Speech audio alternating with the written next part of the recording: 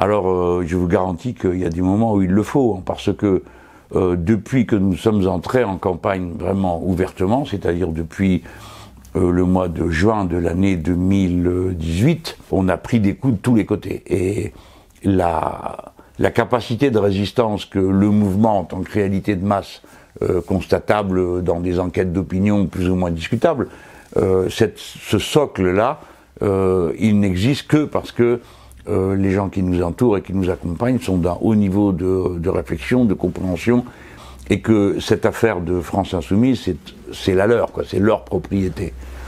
Ils savent très bien ce qui est en jeu, hein, au-delà des apparences, dans cette histoire, et on comprend que nos ennemis soient acharnés contre nous. Enfin, des amis disent oui, mais quand même, c'est insupportable, c'est injuste, c'est mensonger. Bah oui, vous vouliez quoi, qu'ils vous fassent des compliments? Vous annoncez que vous allez nationaliser les systèmes bancaires, que vous allez faire ceci, que vous allez faire cela, de la planification écologique, et vous vous attendez à ce qu'on vous dise « Ah ben tiens, bravo, bonne idée, on n'y avait pas pensé, je vous en prie, faites-le ». Non, bien sûr que non. Donc nous sommes dans une lutte, et les objets que nous avons posés comme horizon de cette lutte sont des enjeux qui donnent lieu à des méthodes de combat, évidemment, elles sont assez répugnantes. Celles du parti médiatique sont les plus dégoûtantes de toutes, puisqu'en fait, nous n'affrontons que ça. Hein. Nous affrontons un ennemi qui met à disposition du premier venu le moyen de nous frapper. Ça, c'est une grande leçon à laquelle je n'avais pas pensé avant de voir justement cette campagne. Dans les précédentes, je n'avais pas vu ça. C'est le système médiatique avec son fonctionnement en boucle, c'est-à-dire quelqu'un trouve un sujet, et boum, tous les autres le reprennent, jusqu'à ce que ça lâche et qu'en arrive un autre. Bon. En fait, ça met une organisation politique à la merci d'une personne. Bon. Alors, puis une deuxième qui comprend le coup, qu'il suffit d'aller pleurer dans une rédaction pour être certain d'avoir son heure de gloire, puis le troisième, puis le quatrième. Nous, on en est, depuis le mois de mai dernier, on doit en être à 5 ou 4 personnes, baptisées personnalités qui tout d'un coup ont une importance incroyable dans les médias, qui en a vécu une très relative dans l'organisation elle-même et à peu près zéro dans la conscience populaire. Les gens ne savent pas qui c'est, découvrent, ils disent mais qui c'est ça, qu'est-ce qui se passe. Bon. Le dernier avatar qui nous est arrivé, c'est ce personnage de la région lyonnaise qui est tout d'un coup passé au Front National. Bon, normalement, des gens normalement constitués disaient quand même bizarre qui c'est ce gars, qu'est-ce qu'il a fait avant. Il découvrirait qu'il y a 8 jours, il menait des diatribes implacables contre l'extrême droite, contre les ethnicistes, il se disait antifa. Hein, bon. Et puis tout d'un coup, il annonce qu'il va au Rassemblement National, nani, nana, etc. Alors évidemment, toute la bonne société jette dessus, ah, ça prouve qu'il y a des passerelles, etc. Bon, les gens qui connaissent la France Insoumise savent qu'il n'y a aucune espèce de passerelle. En plus, on s'est construit dans la bataille contre le Front National.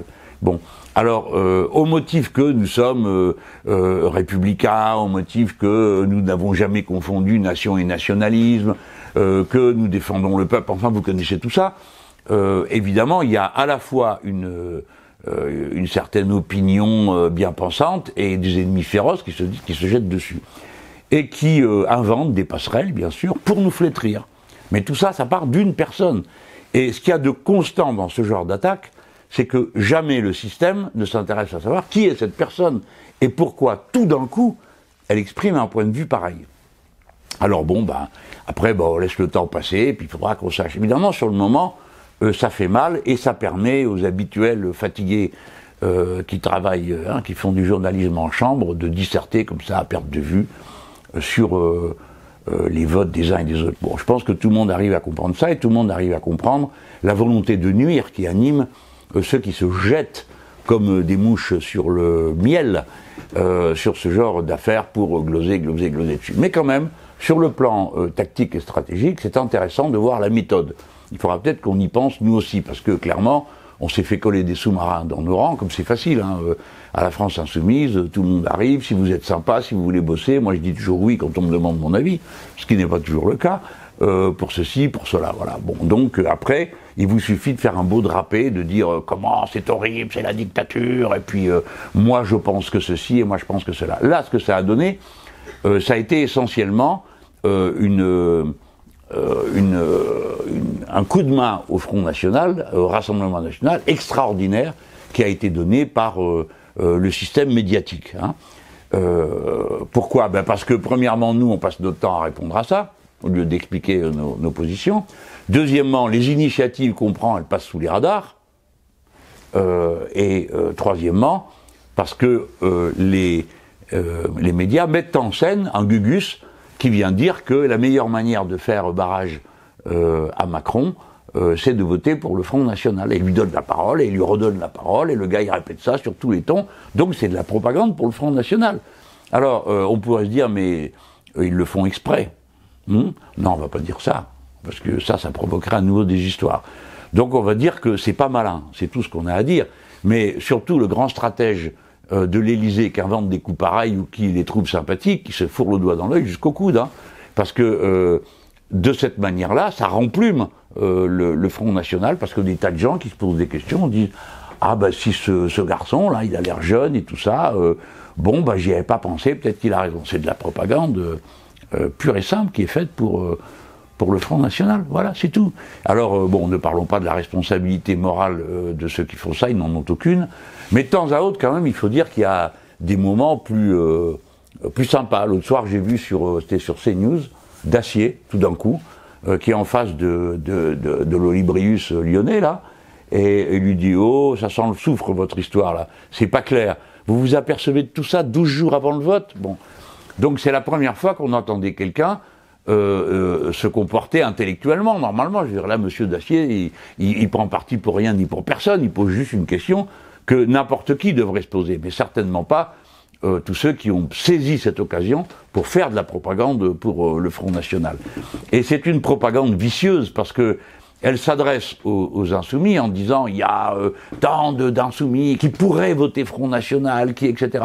C'est une manière de leur dire à eux, et c'est vrai, on a gagné des gens, ceux qu'on appelle nous les fâchés pas fachos, on les a fait venir, dans un autre vote que le Front National. Eh bien, le système médiatique les renvoie dans le vote Front National. Bah, qu'est-ce que vous voulez qu'on dise? On dit bien joué, les chroniqueurs de la radio d'État, bien joué, tous ceux qui ont monté ce truc et battu en neige comme ça, ils en ont pas fait le 10e, hein, quand Monsieur Mariani, c'était pas un Gugus, hein, c'est quand même un dirigeant de LR est passé au Front National, presque rien entendu. Là, vous avez deux gars qui sont sur la liste des Verts, qui sont des types d'extrême droite, ça dérange pas, ça empêche de dormir aucun de ces grands chroniqueurs, qui voient des liens, et la réponse de Jadot a été assez surprenante. Il dit « Moi, j'ai voulu unifier tous les écolos, c'est-à-dire y compris les écolos d'extrême droite, ça dérange personne. » Tandis que nous, évidemment, nous sommes une cible. Et pourquoi sommes-nous une cible? Il faut prendre les choses à la place à laquelle elles sont. À laquelle elle se situe. C'est que si nous étions dans la compétition dans des conditions normales, c'est-à-dire qu'on s'intéresse normalement à ce qu'on fait, on verrait des gens commencer à se poser des questions et peut-être aussi à changer de vote. On serait en situation d'être directement l'alternative au duo mortel de LREM et son assurance vie, le Rassemblement National. Hein. On serait là, non, et ils ont trouvé le système pour que la seule alternative qui apparaisse, ce soit les Républicains. Alors c'est drôlement intéressant tout ça. Hein. Voilà le tableau tel que vous l'avez. Et c'est ça la ligne stratégique de nos adversaires. C'est faire en sorte qu'il y ait d'un côté 3 partis de droite, droite, hein, et de l'autre côté tout le reste confondu dans une poussière qui aurait au fond, serait un méli-mélo de populistes et de je sais pas quoi. Enfin bon, ça y va sur tous les tons. Voilà. Bon, ils vont peut-être y arriver, mais peut-être que non. Parce que, après tout ce qu'ils nous font, ils n'ont toujours pas réussi à nous faire dévaler la pente. Alors je croise les doigts, hein, parce qu'il y a encore une semaine. Je m'attends à ce que dans la semaine qui vient, évidemment j'interviendrai le moment venu si c'est nécessaire, il y aura encore une ou deux boules puantes. Hein. Mais regardez comme c'est diabolique. Notre temps de parole, on le consacre à répondre à un Gugus qui est là, bon. Ou bien, quand on pose un acte, même très fort, hein, très important, il passe sous les radars parce que les guignols des médias, hein, quand le même jour vous avez nous qui déposons à l'Assemblée nationale une motion sur l'état d'urgence climatique, hein, qu'on fait sur le modèle de celle qui a été adoptée au Parlement anglais et au Parlement irlandais, c'est quand même c'est un événement, et qu'on lance une pétition sur ce thème-là, ben rien, il passe rien. Par contre, fais-moi rire là, oui, ça oui, sur tous les plateaux, pareil. le soir et le matin, des fois sur la même chaîne, qui est spécialisée dans l'aide au Front National, comme vous le savez. Bon, moi, simplement, quand vous autres, chez vous, vous réfléchirez à la responsabilité morale qu'ont pris les gens qui ont fait ça. Je veux dire, quand sur la même chaîne, on fait passer cet individu le soir, puis le lendemain matin, chez l'immense Monsieur Bourdin, qui ne s'occupe que des choses qui comptent, franchement, on peut se poser des questions sur quel genre de journalisme c'est là. Hein. En fait, ça n'en est plus. C'est ce que je vous ai appelé le parti médiatique. Il y en a beaucoup qui n'aiment pas cette expression, mais il y en a beaucoup qui ont fini par comprendre que c'est ça un fonctionnement de parti, c'est prendre un choix, faire un choix, et le répéter d'une chaîne à l'autre, d'un média à l'autre, comme ça on continue avec les mêmes arguments, les mêmes coups pourris. Et puis alors il y a le sommet étant les faux questionnants. Est-ce que cela ne ravive pas des plaies dans la France insoumise? Mais il n'y a aucune plaie sur un sujet pareil.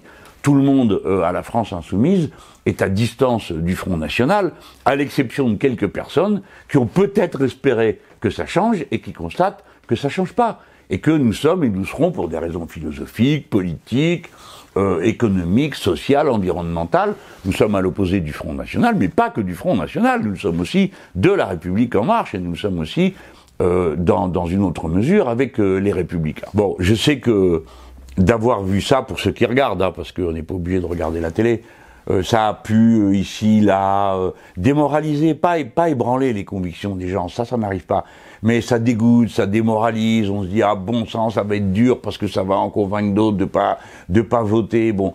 Mais vous laissez pas intimider, c'est une bataille, et une bataille électorale, faut la prendre comme elle est. Nous, ça nous intéresse, les batailles électorales, parce que ça fait réfléchir.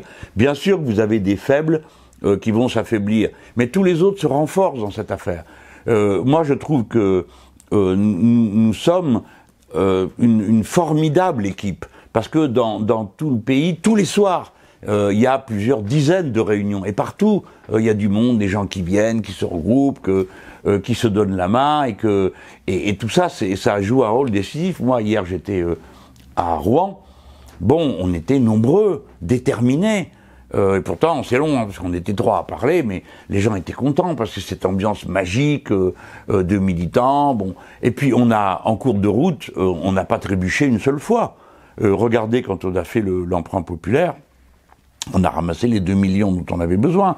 Là, en ce moment, chaque jour arrivent les sous dont on a besoin en dons pour compléter la campagne. Donc, vous êtes bien mobilisés, beaucoup d'amis partout se sont pris par la main pour les affiches électorales. Donc, mes amis, nous sommes une force, et comprenez que ça fait peur de voir une organisation aussi récente occuper tout le terrain, parce que vous le savez pas, mais quand on est en tête d'une organisation, on sait ce qui se passe dans le pays. Donc les autres aussi savent que vous êtes très nombreux et que vous faites tout ça et que c'est une magnifique campagne, qu'ils espéraient que notre tête de liste, comme elle n'avait aucune expérience d'une campagne électorale, fasse une erreur. Elle n'en a pas fait une depuis le début, c'est tout le contraire. Elle a dynamisé, elle a entraîné.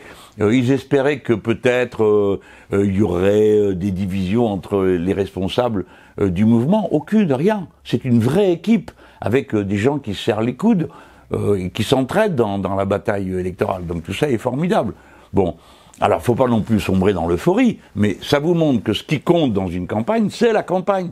C'est-à-dire le travail, c'est pas la télé. Et un article dans un coin du journal, ou même à la première page, ça compte pas, ça. Ça compte parce que ça impressionne les esprits faibles que ça peut impressionner. Ce qui compte, c'est le travail que vous faites vous. Ce que vous dites quand vous rencontrez quelqu'un, quand vous téléphonez. Vous êtes des milliers à téléphoner en ce moment. Hein, l'opération Fifone, elle est là. D'accord? Eh ben, voilà, ça paye. Ça, c'est le boulot qui permet d'élever le niveau de conscience, d'éduquer, de faire comprendre. Parce qu'on ne demande pas aux gens d'adhérer à des personnes, on leur demande d'adhérer à des idées. Et ça, mes amis, vous pouvez compter que sur vous pour arriver à l'obtenir. Il fallait que je vous dise ça pour que on comprenne que tout ça, c'est une campagne. Donc dans une campagne, il y a un choc. L'adversaire ne va pas nous choquer sur nos idées. Il ne va pas venir expliquer que oui, c'est intéressant notre proposition d'arrêter tout de suite le glyphosate.